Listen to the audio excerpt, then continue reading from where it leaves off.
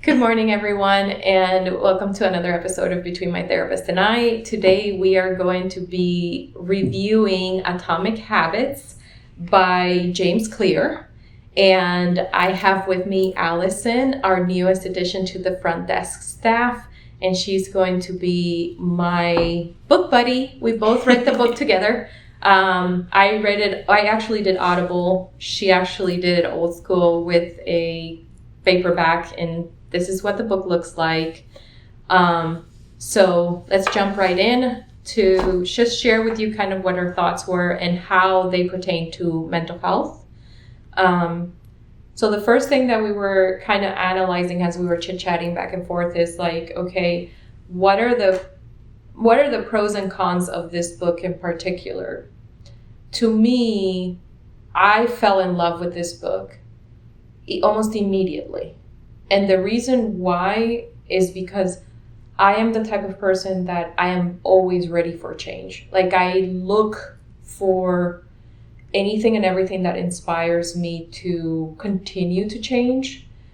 So this book makes it very, very simple to start the process of changing. So I really like that. It breaks it down. Like when it says atomic habits, it means atomic habits, like 1% at a time, 1% of change at a time. Like an atom, super, super small. Super tiny, tiny changes. Breaking down what you want to change and like doing it bit by bit. So I really liked it.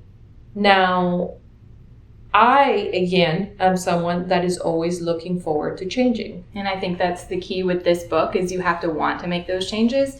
And he spends a long time in this book. And I say a long time, but it was enjoyable to read because he used a lot of analogies in his work.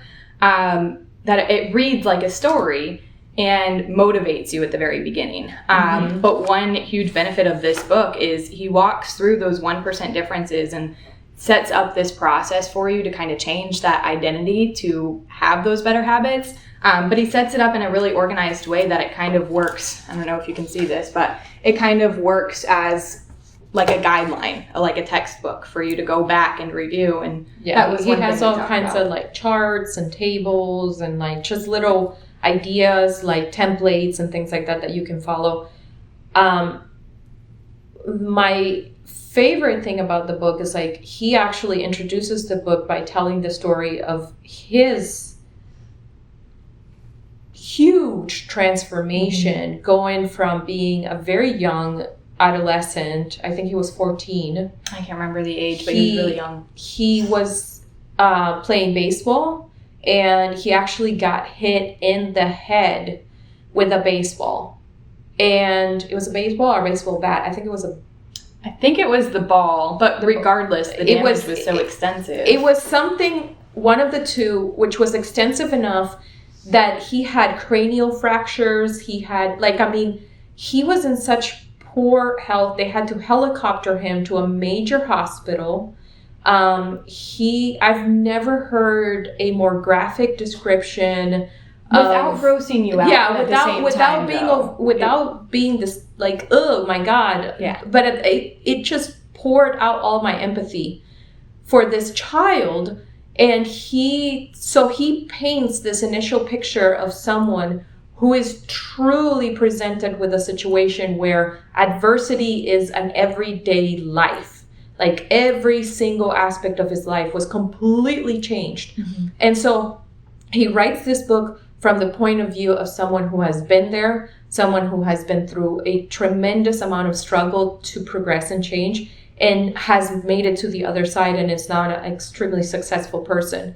And he had no choice but to change gradually, literally atomic-sized changes. He had no choice. He had to do it that way. His body couldn't do it any faster. And I think one thing that stands him apart from a lot of other authors too, especially when with this kind of a text, is he never comes across like condescending or saying like, you have to do this, or this is what I did, so this is what'll make you successful. He outlines and says, this is what worked for me, and I used a lot of research. Anything that's wrong in this book, that's my fault. Anything that's right in this book, that's the people that have done all of the research and everything. So he takes that accountability and says, take from this what will work for you. Yeah.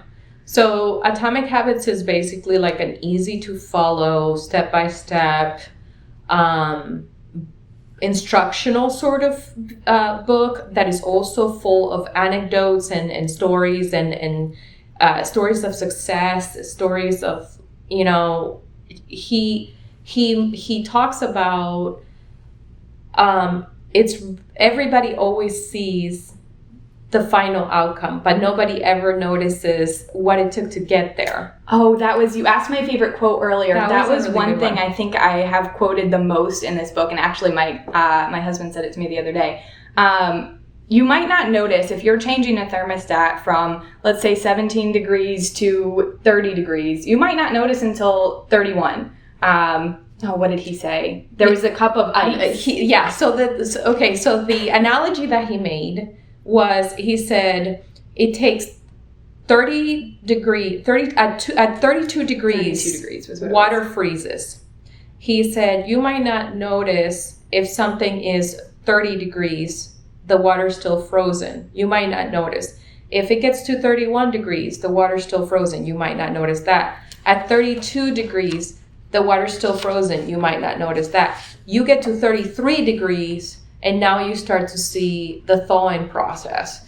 Then you move on to 34 degrees, and now it's thawing even faster. And so he starts to talk about how you don't notice progress until you do. Like, it's not something that you just overnight.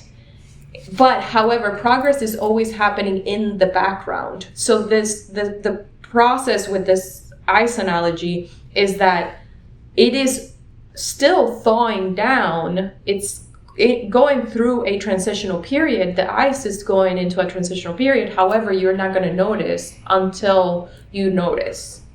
And that's the point of like understanding that gradual change is still change. It's just happening internally first. And actually, did you have something you want to say? Because I just had a thought. So with the 1%, we mentioned earlier, he has a lot of charts and stuff that make it a little bit easier to follow. And in one point he says, everybody expects change to be that straight line going up, but really it's this curved line as he depicts, where it's slow, but eventually you're going to get to that same point. You just have to allow yourself to get to that same point. Yeah. And that's probably the hardest part. So the thought that I just had that I want to share with you guys is I have shared this book with everyone that I know, as far as like my clients and stuff like that. And what I've noticed is most of my clients are very excited. They like the book, but they get into the book maybe like 2 or 3 chapters, and then they get stuck. And then the excuses start coming up of like, oh, well, it's too fast, or it's too loud, or the print is too small, or I don't have time, or this or the other. And the thing is that most people have a hard time while they're waiting for that internal process of change to happen and to take place. They have a hard time sitting with it and continuing that gradual progression. So like they want to see change right away. Mm-hmm. It's hard to sit and wait, week after week after week after week until finally, say 6 months or even a year later, you start to really see the change. And so in fact, I think you might not ever see that change, but it's something that you'll notice in your daily life and like your successes. Right. And so this is a great book to read no matter what. And I suggest it to anyone and everyone, but I definitely suggest when you get to a point in the change cycle of your life that you are, ready to make a change, ready to commit to a change, reread it, because that's when it's really going to hit home. And before you read it, I recommend you sit with yourself, just alone and think about, okay, what is the thing that I don't like or that I really want to improve on? Why do I want to do that? What's my motivation? and what am I willing to do to make that change? And if you find that you are prepared to get started, this is a great book to go back and reread, because it's really going to kind of catapult you to through those steps of change, I think.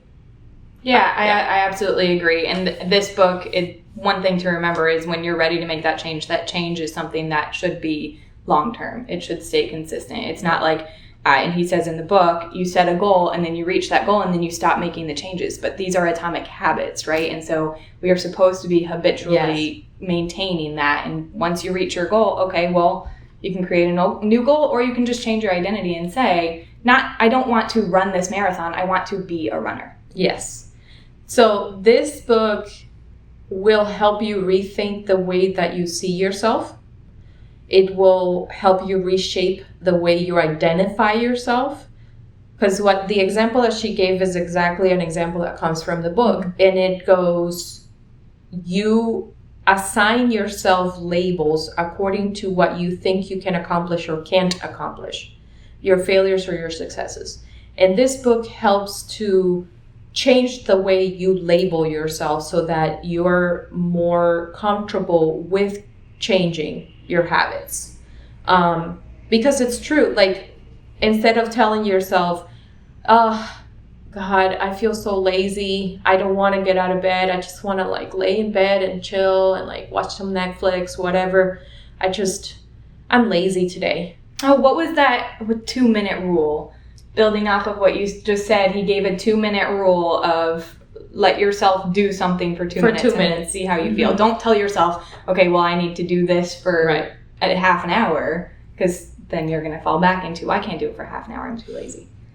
So then so you have a combination there. So the first is, instead of telling yourself, oh, I'm so lazy today, or I feel so lazy, instead of doing that, you say something more along the lines of, today I'm a little more, today I'm extra tired, or I didn't sleep well last night, I would like to lay in bed. But don't label yourself. Don't say I am. The moment you put the I am in front of it, that's you.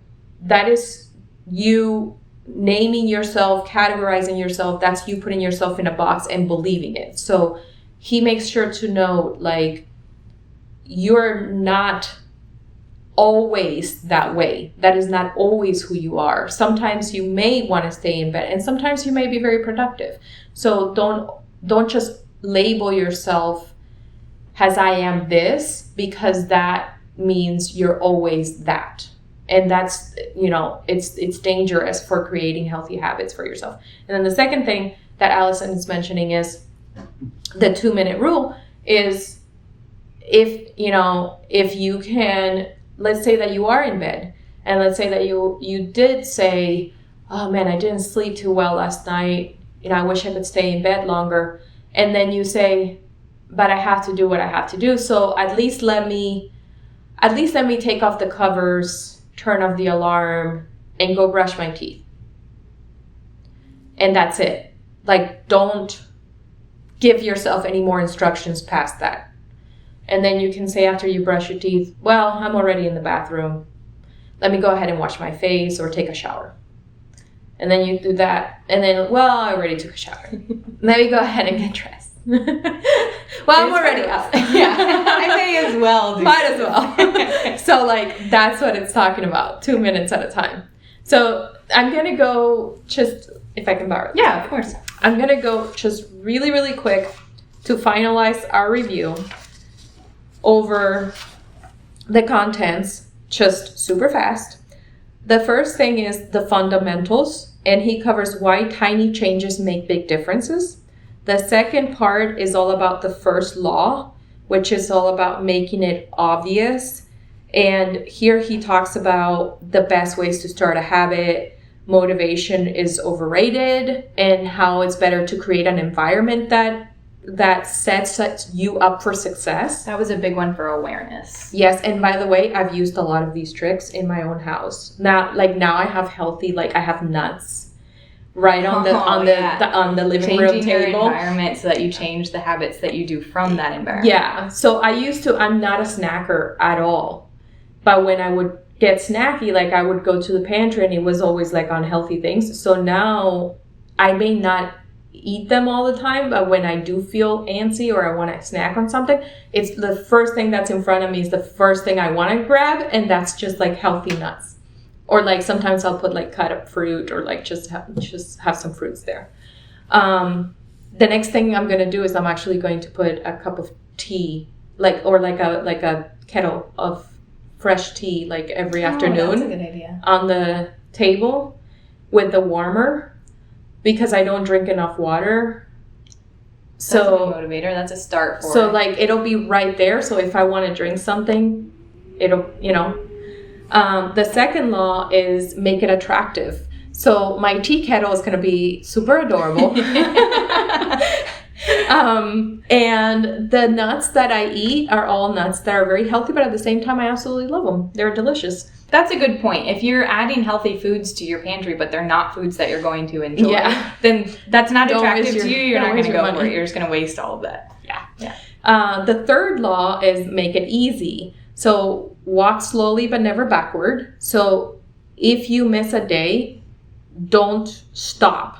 Go, just tell yourself tomorrow I'll try again. Yes, he did make that comment a couple of times of don't let yourself take too many days off. Yeah. And then the fourth law is make it satisfying. So the cardinal rule of behavior change. So just so you know, we humans are literally addicted to satisfaction. Like if we feel like something is going to get us to the feeling of success or the feeling of accomplishment as quickly as possible, we will repeatedly do it. And that's been proven time and time again with mice and with people and with monkeys and all kinds of things. And so if you make it satisfying to where the habit gives you that feeling of success, then you're more likely to continue to do it. And then advanced tactics, how to go from being merely good to being truly great. So that's at the very end. And then it finishes up with the appendix. So, and these are just like some recommendations on what to read next, little lessons from the 4 laws, how to apply these ideas to business, how to apply these ideas to parenting, et cetera, et cetera. So that's it for James Clear, Atomic Habits. We thank you very much for joining us here at Between My Therapist and I. And we hope you have a wonderful Friday. Build good habits. Bye.